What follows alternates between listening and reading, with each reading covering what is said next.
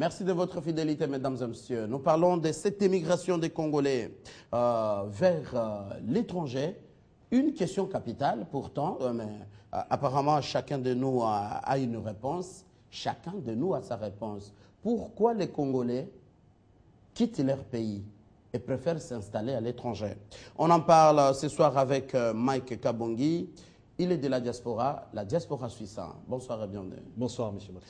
Patrick Mutombo, vous êtes un conseiller au ministère des Affaires étrangères, initiateur de la direction La Maison des Congolais au ministère des Affaires étrangères, diplomate de formation et de carrière, c'est ça? C'est ça. Bienvenue, bonsoir. Alors, je commence par vous. On a posé cette question ce matin à la rédaction. On s'est posé cette question. Selon vous, pourquoi les Congolais, avec un pays potentiellement riche, tout ce que nous avons appris, tout ce que nous connaissons, un pays envié, on l'a dit, pourquoi les Congolais préfèrent quitter leur pays et préfèrent aller s'installer dans des pays où il y a des lois strictes qui sont appliquées, où la vie est trop chère, où en longueur de journée, nous suivons, il n'y a que des revendications des chômeurs. Pourquoi selon vous? Avant que je ne puisse répondre particulièrement à votre question, j'aime bien cette phrase, je crois que c'est quelqu'un qui a prononcé ça en France. Nous sommes tous des immigrés. Oh, nous sommes tous des immigrés. Donc, comme pour dire, au moins quelqu'un a quitté son pays un jour, il est allé dans un autre pays. Il y a chaque jour traversé dans un sens ou dans un autre, d'une frontière quelque part dans le monde. Exactement. Chacun est parti de quelque part, il s'est retrouvé quelque part. Donc, quand il s'agit de la question, particulièrement sur des Congolais qui émigrent, je voudrais ici rentrer dans le contexte historique de l'immigration des Congolais. Il faut la mettre à quatre paliers. Exactement. Vous avez le premier palier, c'est celui du Congolais qui a franchi, qui quitte pour la première fois. Vous l'avez montré dans les images. Les Congolais qui quittent pour la première fois pour aller dans la métropole, avec comme objectif de découvrir ce que le monde était en dehors du Congo. Vous avez le deuxième palier, c'est celui de... Là, c'était le cas avec Mobutu qui est allé en stage de journalisme. Pour apprendre et ramener le savoir, pour voir comment le monde était en dehors de vos frontières nationales. Il y a le deuxième palier, c'est celui de la génération des papas ou des grands frères qui ont fait la zarianisation, les cadres qui ont fait la zarianisation. Donc, ça signifie qu'ils ont quitté le territoire indépendant et qui sont allés en stage. Ils étaient des ingénieurs qui ont développé la gécamine et qui ont développé l'administration et qui sont revenus travailler au pays. Les anciens de Mons, les anciens de Harvard, les anciens de Paris. On les connaît. Okay. Il y a eu un troisième palier, malheureusement, c'est le palier de Congolais qui ont quitté le territoire national, malheureusement j'ai dit, parce que c'était des personnes qui ont commencé à voir dans les miquilistes. Exact. Il va en Europe non pas pour amener le savoir, mais pour y demeurer et exceller dans une activité, même sur les 50 ans à venir, ne sera pas profitable au pays, parce qu'il n'a pas intégré que sa présence à l'extérieur, c'est comme une chance pour le pays d'abord, pas pour lui. Exactement. Et bien sûr, vous avez le tout dernier palier regrettable, celui-là, ce sont les Ngoulous. Ces personnes qu'on a amenées par les musiciens, ces personnes qu'on a amenées même par certains ministres qui mettaient dans leurs délégations, soi-disant dans des ordres de mission, et qui ont jeté des passeports de service dans la mer et puis sont restés là-bas. Ils sont restés là-bas. Des Ngoulous. Et qui vivant maintenant difficilement parce qu'ils n'ont pas le statut, ils n'ont pas eu même l'idéal d'aller en Europe. Aucune intégration. C'est dans ce vivier-là que vous allez ramasser maintenant les combattants. C'est dommage. Vous voyez? Donc je vous ai un peu étalé le contexte historique dans lequel nous avons amené...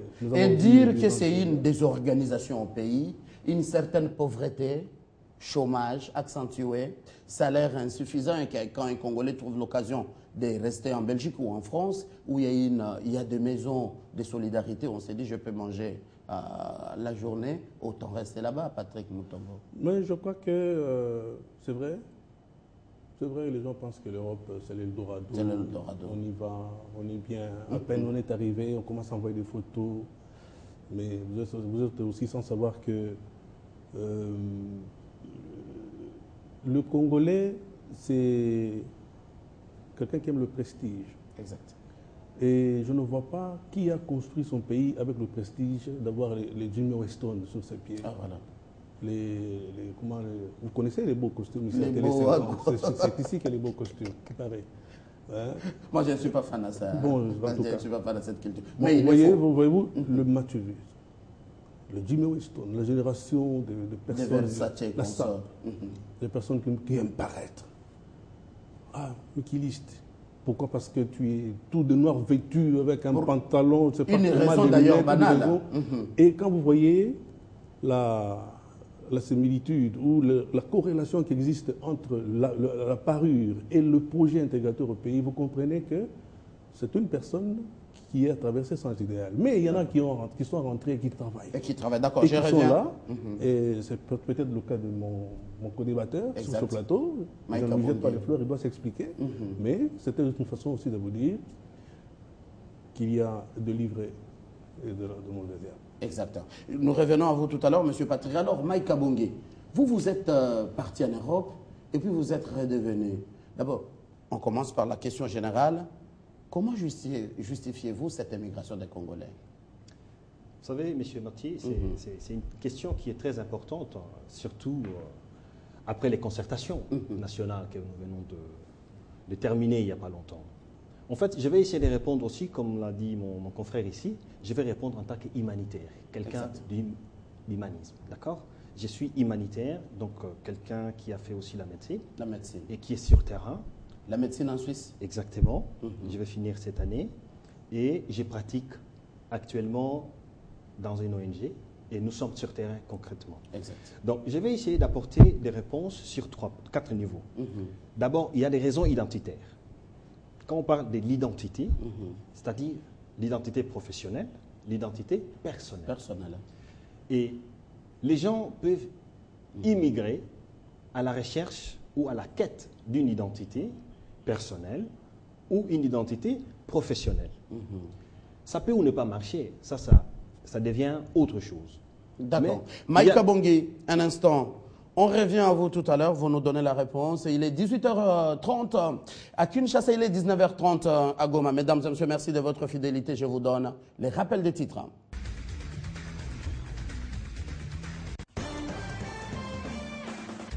Et le porte-parole du gouvernement Lambert Mende était lundi face à la presse pour faire le point sur l'actualité. Il est revenu sur l'attaque d'un hélicoptère de la MONUSCO par les rebelles du M23 vendredi, un geste que le gouvernement congolais qualifie de violation flagrante du droit international.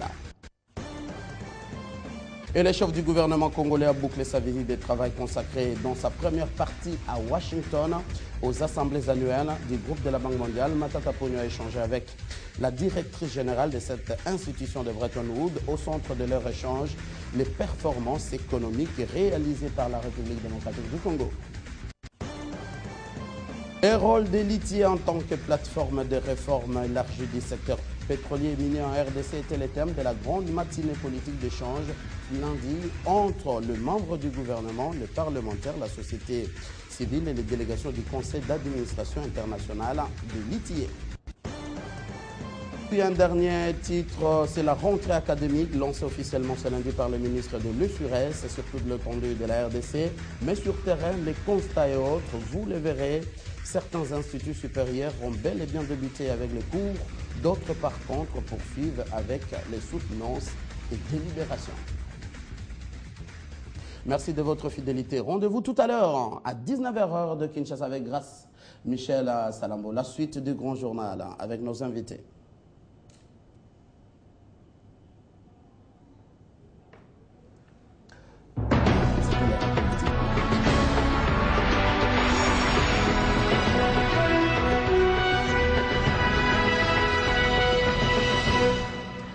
Merci Manu Mantezolo. Alors, vous y étiez sur 4 paliers. Voilà. Les raisons pour lesquelles les Congolais émigrent. Exactement. Je disais, en général, quelqu'un peut quitter son pays, non seulement... Donc moi, j'aimerais bien qu'on ne minimise pas l'immigration et qu'on ne traite pas l'immigration à la légère. Qu'on ne le prenne pas à la légère. Parce qu'il y a des gens qui souffrent, il y a des gens qui sont touchés, il y a des gens aussi qui cherchent quelque chose. Donc il ne faut pas seulement prendre l'immigration négativement. Donc, moi, je dis ceci... par rapport, sur le plan, sur des raisons identitaires, il y a des gens qui partent à la quête d'une identité professionnelle. Alors, les Congolais, des athlètes qui participent avec l'honneur du pays, avec l'étendard du pays, et qui arrivent là-bas par recherche d'identité, ils s'éclipsent. Recherche identitaire, ça? C'est le manque de valeur. Je voulais revenir à ces points-là. Si vous pouvez me laisser juste le petit moment de vous donner les points. C'est-à-dire, il y a des raisons aussi, de mondialisation, puisque nous sommes dans un monde. Aujourd'hui, il n'y a plus de frontières normalement. Il ne devrait plus y avoir des frontières. Mais il y en a toujours. Ça, c'est le deuxième point. Le troisième point, c'est le manque de patriotisme. Ça aussi, c'est un problème. Il y a aussi les raisons humanitaires qui sont vraiment acceptables. Raison pour laquelle l'existence de HCR, sinon ça n'existerait jamais. Sinon, la CPI n'existerait jamais. Sinon aussi, il y a beaucoup de cadres qui encadrent les immigrants, qu'ils soient légaux ou illégaux. Mais il y a toujours des raisons. Il y a aussi des raisons économiques. Exact. Il y a des gens qui partent puisqu'ils disent qu'ils ont faim. Il y a aussi des gens... Raison d'échange et consorts. Alors, on revient tout à l'heure. On a fait un élément, on a réalisé, les Congolais s'expriment, pourquoi ils émigrent et quelques autorités ont réagi. Tout à l'heure, dans moins d'une minute, nous serons encore sur ce plateau avec vous.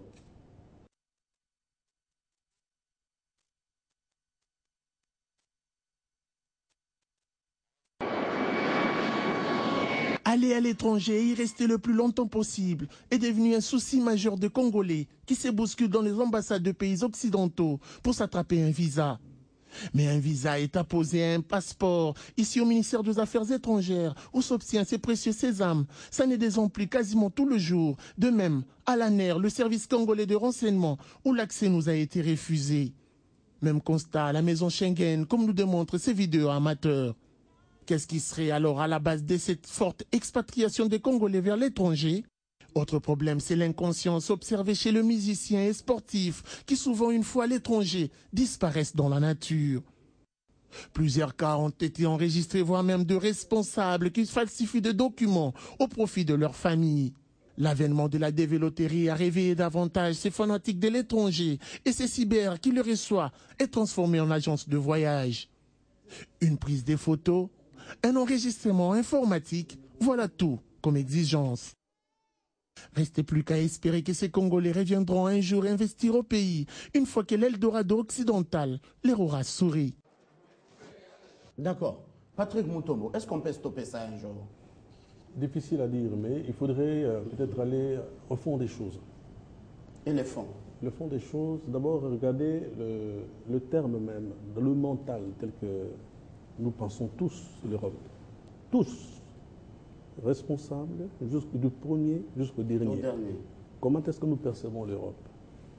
Comment nous percevons l'outre-Atlantique? Le terme poteau. Poteau. Ça vient, le professeur Kambaï Boacha pourrait vous l'expliquer. Dans le mot poteau ou bien poutou, c'est la perception du Portugal par où nous avons été tous en contact avec l'homme blanc.